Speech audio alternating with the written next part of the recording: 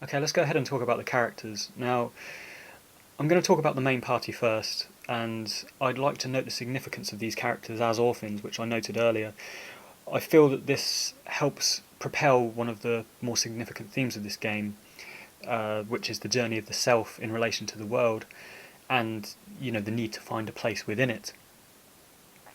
So, as a plot device, I feel it was a great decision to make these characters orphans because it really drives home this theme. And in each of the characters, at a given point in the game, we see them having to confront this fact. Their truest self, the orphan self, and the fact that they have grown up inherently alone. This What this does is allows us to kind of have a subtle character arc for each character, and you kind of need to pay a bit of attention to really notice it or grasp it, because so much prominence is given to the Squall and Rhinoa thing, and of course the Laguna and Alone storyline. But I feel that in having no parents and in having this void where there should have been family and guidance, each individual in the main party has grown up insecure and essentially alone. And as a coping mechanism to sort of conceal the fear and ambiguity of who they are, each has constructed a persona for themselves that is in binary opposition to who they actually are, their deepest insecurities. So this sounds a bit abstract and wayward, so I think probably the best thing is to take a brief look at these characters and the traits of these characters against what happens to them in the story. So Quistis is first introduced to us as an authority figure, and she takes us through the fire cabin during our seed exam. She comes across as very self-assured, instructive and in charge. However, we very quickly find that she is insecure about her prowess as an instructor and about her reliability in this role, and very quickly her facade unravels as she loses her instructor license and cedes control and leadership, which kind of goes over to Squall for pretty much the rest of the game. We also have a very fleeting glimpse of her as inherently indecisive. She notes later on that she was unsure about her feelings towards Squall, whether they were emotional or professional or something in between.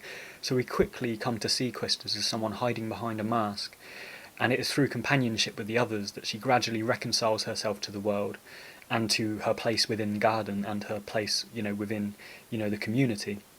On a similar note, we have Irvine. Now, Irvine's facade is a little more obvious, and immediately he's introduced to us as this gun-toting, misogynistic ladies' man, and he tries really hard to come across as detached and cool and someone that knows what's going on. He's pretty much comic relief to this end for the first part of the game, and he strikes us all as a sort of emotionally vacuous idiot. But this is Irvine's cleverly constructed facade in action, and we find during the Idea assassination mission that he is overwhelmed by sentiment and has a real concern about taking another's life. Granted, Irvine is the only one in the group who knows Idea is matron at this point, but this is just sort of detail. He explains to the party how he acts all cool, and on the outside he's always sort of trying to come across this way, but inside he always seizes up at the decisive moment, and this belies his real character.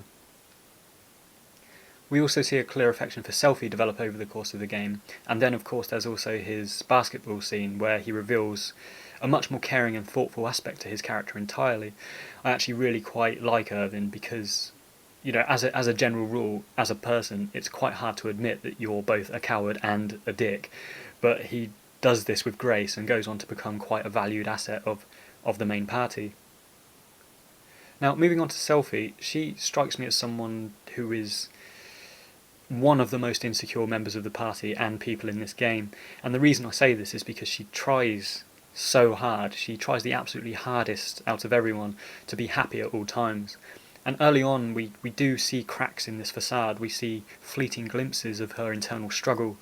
For example, when she's looking out of the train window on the way to Timber, she's sort of staring out the window and she asks Squall some pretty somber questions, and this develops further at Trabia, where of course we see her home get destroyed. There's also a repeated reluctance throughout the game to get close to Irvine, and indeed this confusion is perhaps a product of being emotionally detached, particularly romantically, to another person.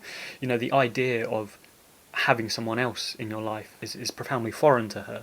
And yeah, I think Selfie is kind of a almost a manic, a bipolar sort of person, and a kind of psychological minefield, really. Now, Zell, to some extent, Zell is one of the most well-adjusted people in the group. He was adopted into a good family, so he has roots and a role model in the form of his soldier grandfather. So, as such, he's well adapted to the world. And when the revelation comes during the basketball scene that Zell realizes he's an orphan, he actually brushes it off with relative ease and states, that he had a good upbringing, and he's kind of thankful for that. However, despite this, Zell still exhibits a certain coveting of his character, his true character, and he masks a profound sensitivity with this impulsive and often, he's very quick to get physical in his response to things. And everything about his character, right down to the facial tattoo, bespeaks a self-assured, strong, and optimistic young man. But we still have people like Cypher, for example, reminding us throughout the game that Zell is a chicken wuss, as he puts it. But I think, what he means by this is the fact that Zell is really quite sentimental, and he really respects the rules and authority. And I think this comes across in numerous ways. Firstly, there's the revelation, comes that he wants to make a gift of Squall's ring to Rinoa. The second is that in his room in Barlam during the Galbadia occupation, if Zell's in the party, we go up to his bedroom and we find out that he has a shrine dedicated to the memory of his grandfather, who was his inspiration for becoming a fighter. And again, it's a sentimental nod to his true character. And lastly, and this is more, a general observation, but if Zell's in the party during any given mission or plot development point, he's always trying to help. He's always, taking responsibility of Idea or Matron. He's always trying to help Squall. And he's kind of like the character of Watts as well, in that he's always on hand at certain points of the game to relay information, such as, for example, when you're on the way to Esthar or in the Deep Sea Research Centre. I mean, in general, I really do like most of the characters in this game, apart from possibly Selfie, who gets on my nerves a bit. I feel that their traits complement one another and make for an interesting party to proceed through the story with.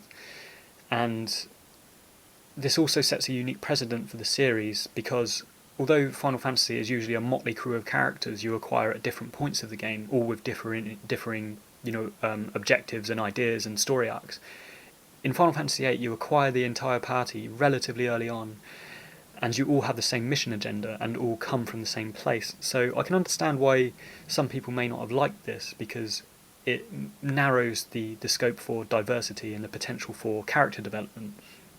But I think it was necessary, because the grander themes of this game, such as time and the existential self, are actually really quite massive concepts that required prominence and a focal point.